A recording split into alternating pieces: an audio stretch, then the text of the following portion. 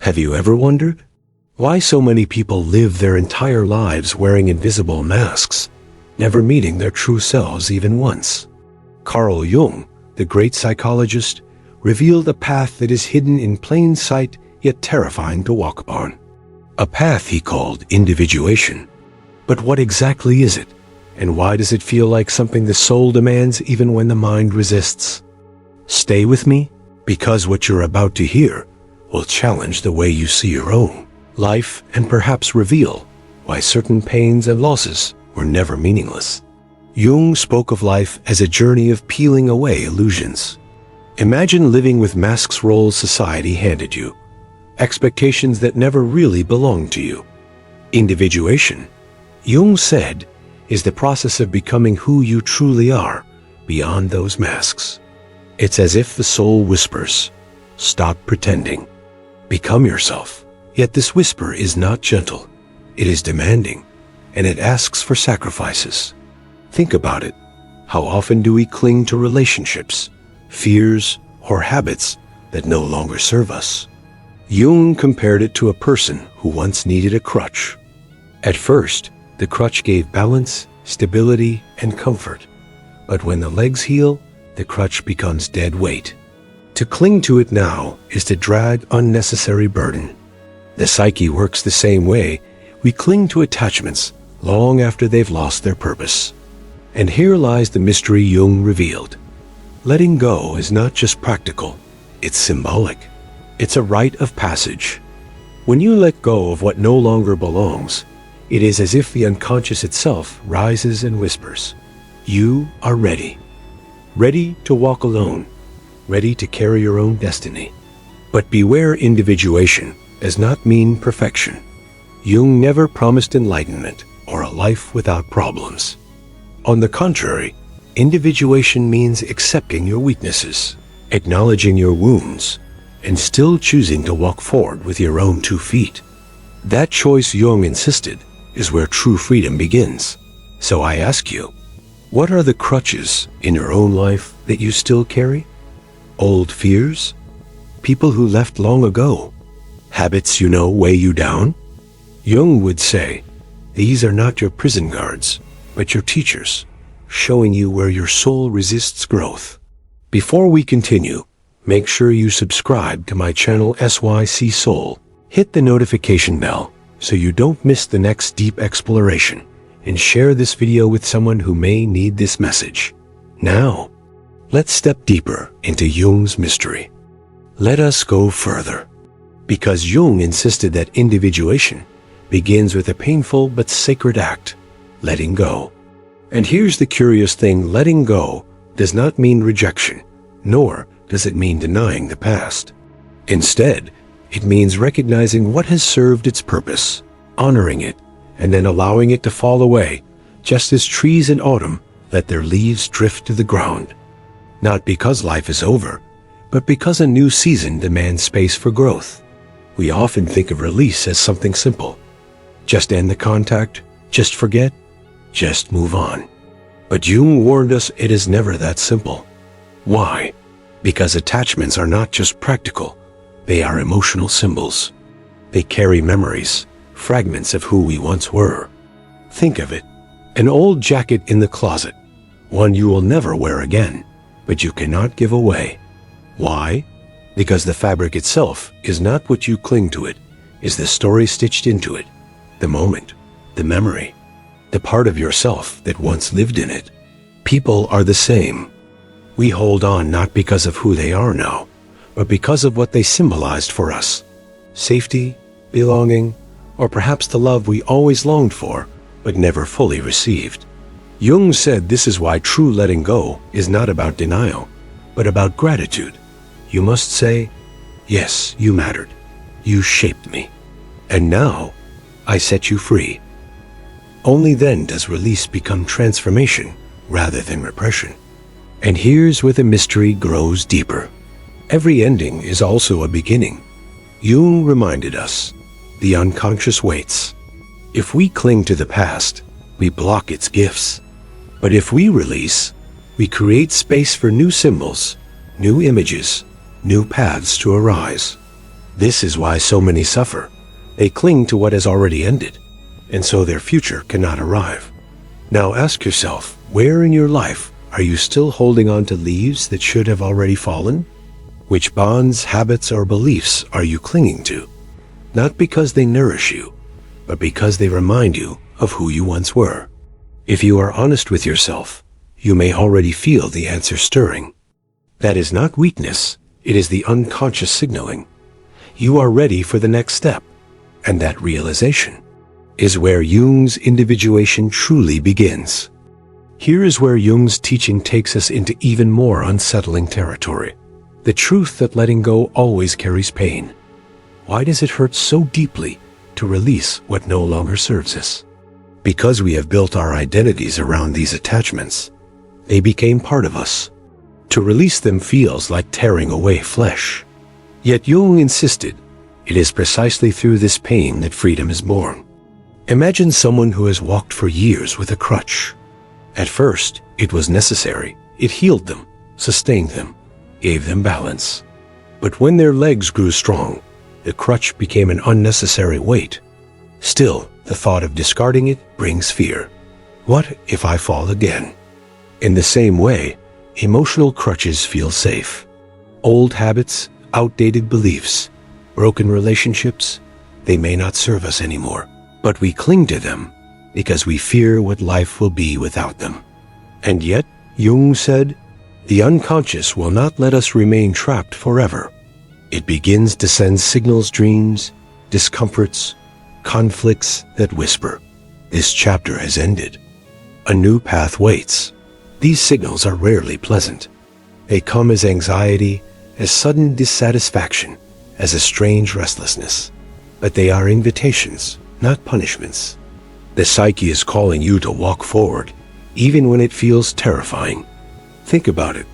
How many times have you felt that uneasy inner push, telling you something in your life was over? Perhaps a job that drained you, a relationship that no longer brought peace, or a belief that felt hollow each time you repeated it. That unease was not random, it was your soul demanding movement. But here lies the mystery Jung uncovered. Individuation is not about perfection, nor is it about reaching some shining state of enlightenment. No, it is about responsibility. It is about owning your weaknesses, carrying your wounds, and still choosing to step forward. The self, Jung said, is not discovered in light alone, but in the courage to face the shadows you fear to see. So I ask you, what is your crutch right now? What weight do you carry because you fear emptiness without it?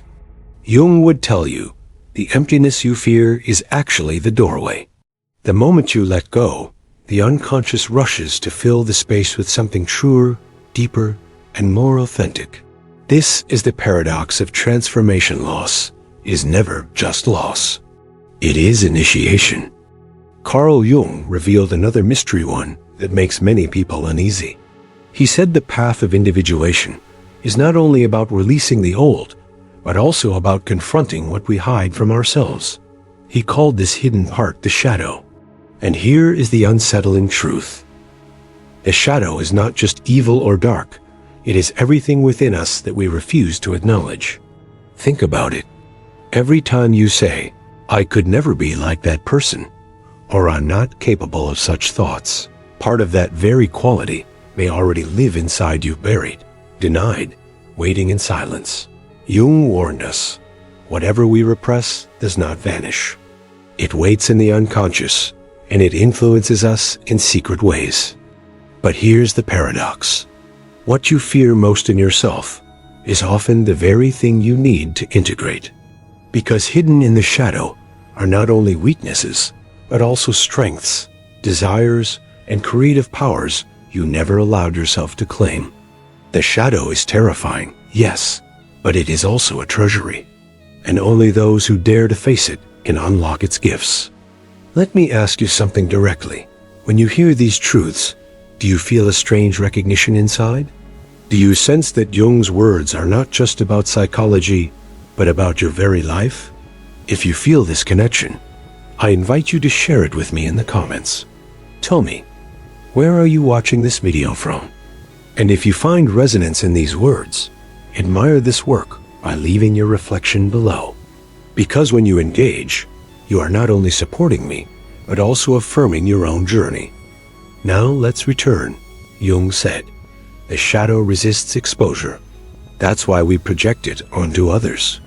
We accuse them of being selfish, greedy, or cruel, because deep inside, those qualities live in us, unacknowledged. Projection," Jung explained, "is the shadow's disguise." So here is the challenge. The next time you find yourself reacting strongly to someone else, pause. Ask, what part of me am I refusing to see? This question is not easy. It can unsettle you. But remember, individuation is not comfort. It is transformation. And as Jung reminded us, until you make the unconscious conscious, it will rule your life, and you will call it fate. Carl Jung believed that the greatest struggle of our lives is not with the world outside, but with the world within. He described it as the tension between the ego and the self. The ego is the mask, the role we play, the story we tell ourselves about who we are. But the self, it is something far deeper. The self is the whole of us, conscious and unconscious, light and shadow, the vastness of who we could become if only we stopped clinging to the smaller identity of ego. The ego resists. It whispers, "I am enough. I don't need change. I must protect myself." But the self demands expansion. And individuation, Jung said, is the painful yet beautiful process of loosening the ego's grip so that the self can emerge. Think of it this way. Your ego is like a lamp in a dark room. It provides some light, but it also limits your vision. The self, however, is the sunrise. It floods the room with brightness, revealing corners you never knew existed. But here is the paradox. The ego fears the sunrise because it knows it will no longer be in control. So the battle begins. You may feel it within yourself as inner conflict part of you clings to old safety while another part longs for freedom. This is not weakness. This is the exact tension Jung described, and it is the furnace where transformation takes place. Ask yourself, where do you feel this battle inside you right now? Which part of you wants to hold on, and which part longs to break free?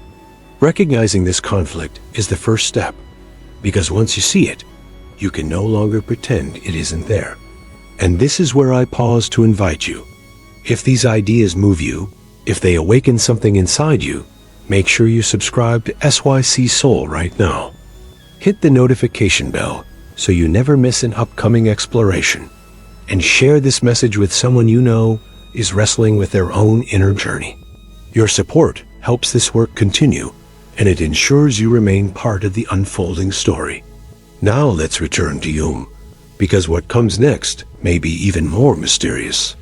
He warned us that if the ego resists too much, the unconscious will find another way to break through, sometimes through dreams, sometimes through crisis, and sometimes through events that feel like fate itself. Carl Jung often reminded us, the unconscious does not speak in plain words. Instead, it whispers through images, patterns, and symbols. And nowhere is this more visible than in our dreams.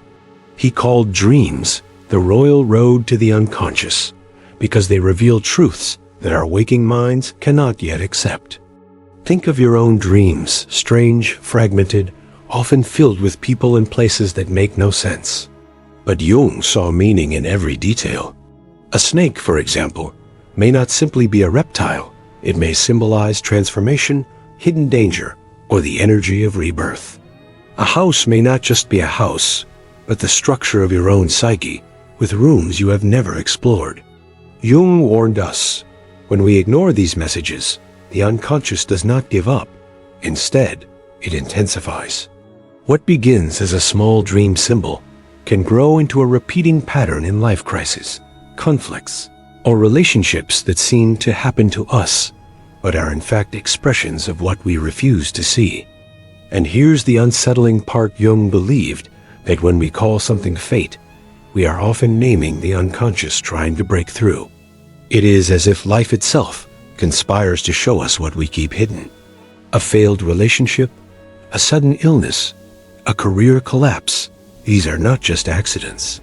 They are symbols forcing us to look at the truths we bury.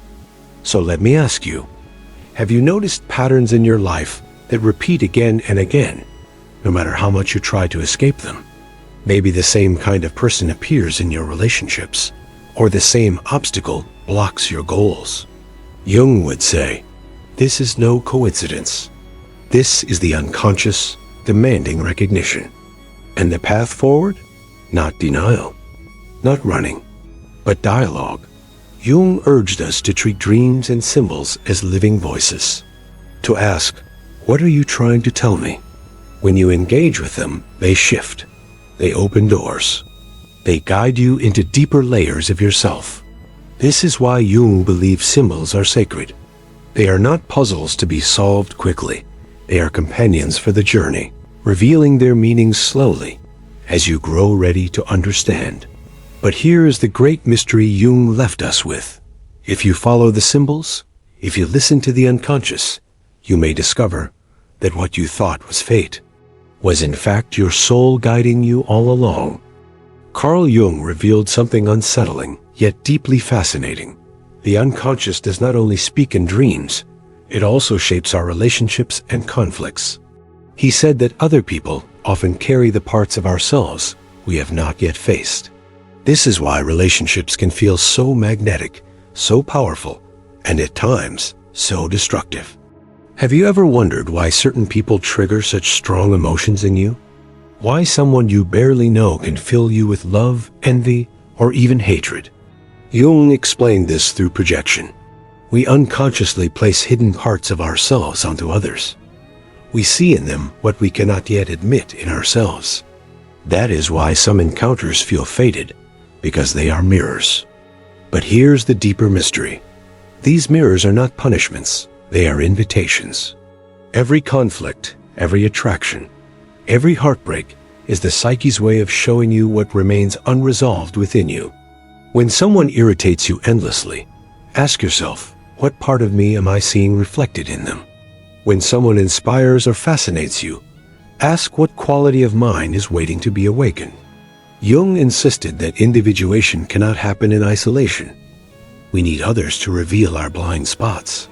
He said, the meeting of two personalities is like the contact of two chemical substances. If there is any reaction, both are transformed. Every person who enters your life carries a message from the unconscious, whether you realize it or not. Now pause and think, who in your life right now feels like a mirror? Who awakens in you emotions that are too strong to explain logically? What if those people are not distractions, but guides, pointing you toward the very work your soul longs to do? This is why Jung described relationships as tests. Not tests you pass or fail, but tests that reveal whether you are ready to integrate the pieces of yourself scattered in the unconscious. To run from these tests is to delay your growth. To embrace them, however painful, is to step closer to the self. And so the challenge is clear. The next time you meet conflict, resist the urge to blame only the other. Instead, whisper to yourself, what is this teaching me about me?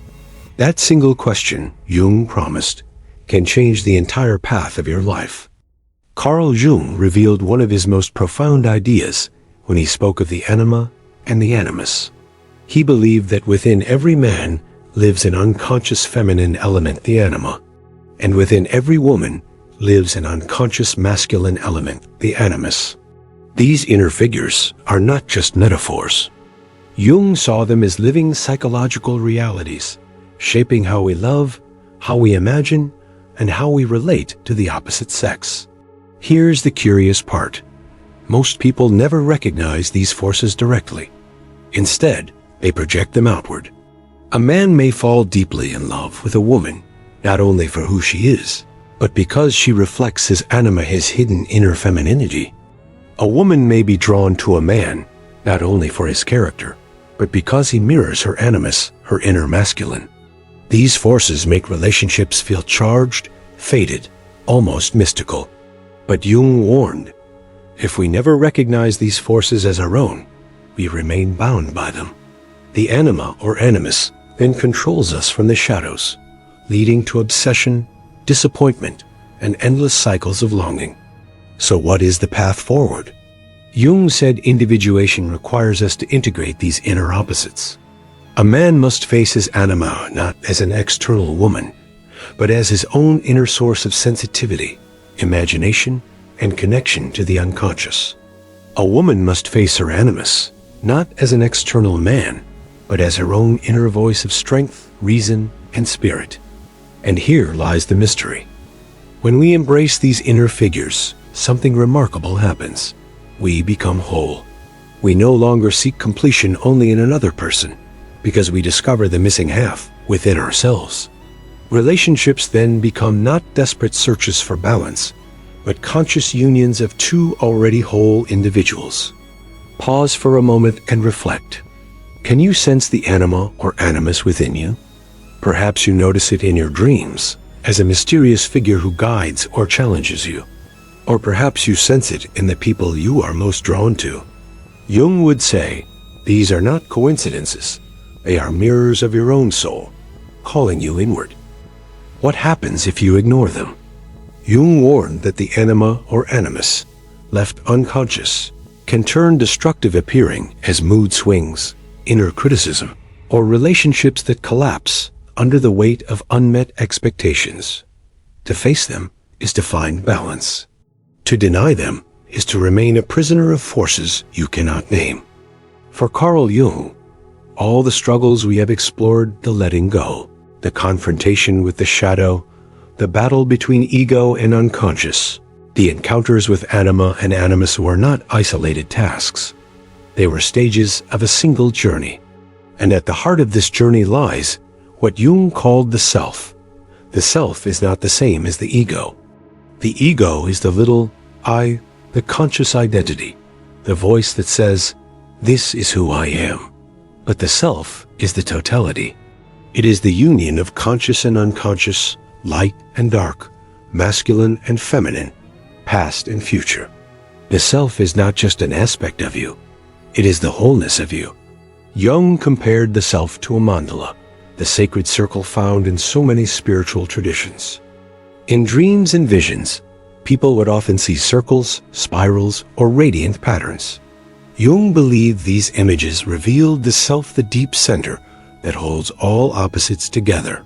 He insisted that individuation is nothing less than the soul's movement toward this center. But here is the paradox. The self is not something we can create. It already exists within us. Our task is not to build it, but to uncover it layer by layer, through the courage of facing everything we deny, every shadow we confront, every symbol we listen to, every inner figure we integrate. All of it draws us closer to the self. And yet Jung warned, the path to the self is not easy. It is not about becoming perfect. It is about becoming whole. This means carrying contradictions, admitting imperfections, and holding the tension between opposites without collapsing into despair. The self, Jung said, is born when you realize that you are not only your light, but also your shadow, your strength and your weakness. Pause and reflect. Have you ever had a moment when life felt strangely unified? A sudden calm, as if every part of you belonged, even your flaws? Jung would say, that glimpse was the self, shining through the cracks of ordinary life. And here lies the mystery he left us with. The self is not just psychological. It feels sacred, as though it connects us to something larger than ourselves. For Jung, the self was both the deepest layer of the psyche and the closest thing we have to the divine within. Carl Jung taught us that individuation is not a straight path. It is not a climb to some shining mountaintop where suffering disappears. Instead, it is a spiral, a deepening. Again and again, we circle back to old wounds, old fears, but each time we return, we meet them with new strength. This, Jung said, is how the soul matures. Think of it like alchemy, a process Jung often compared to individuation. The alchemists believed they were turning base metals into gold. But Jung revealed the secret. They were symbolically describing the transformation of the human soul. Your fears, your weaknesses, your losses, these are the base metals. Through the fire of suffering, through the courage of facing yourself, they are purified. And slowly, painfully, they become the gold of wisdom, authenticity, and inner freedom. But here lies the final mystery. Individuation is never complete. The self is infinite, a vast horizon that we walk toward but never fully reach. This is not failure, it is destiny. The process itself is the goal. Every step, every struggle, every breakthrough is already a taste of wholeness. So let me ask you one final question. Do you feel the call of this path within yourself? Have Jung's words stirred something inside you, something that whispers, "Yes, this is the journey I must take"? If so, then know this, you are not alone. The path of individuation is deeply personal, but it is also universal. Every seeker who dares to face their shadow, every soul who listens to their dreams, every heart that lets go of false masks, they all walk beside you. And perhaps this is Jung's greatest gift. He did not give us rules. He gave us a compass, a way to trust the symbols, the unconscious, the self within. The path is not mapped, but the direction is clear. Inward, always inward, toward the truth of who you really are. If these words have resonated with you, then do not let them vanish like another forgotten video. Carry them. Reflect on them. And if you wish to keep walking this journey with me, then I invite you now. Subscribe to SYC Soul, press the notification bell, and share this with someone who needs to hear it. Your support keeps this work alive, and it ensures you never miss the next step in this unfolding exploration. Because remember, individuation does not end here. This, Jung would say, is only the beginning.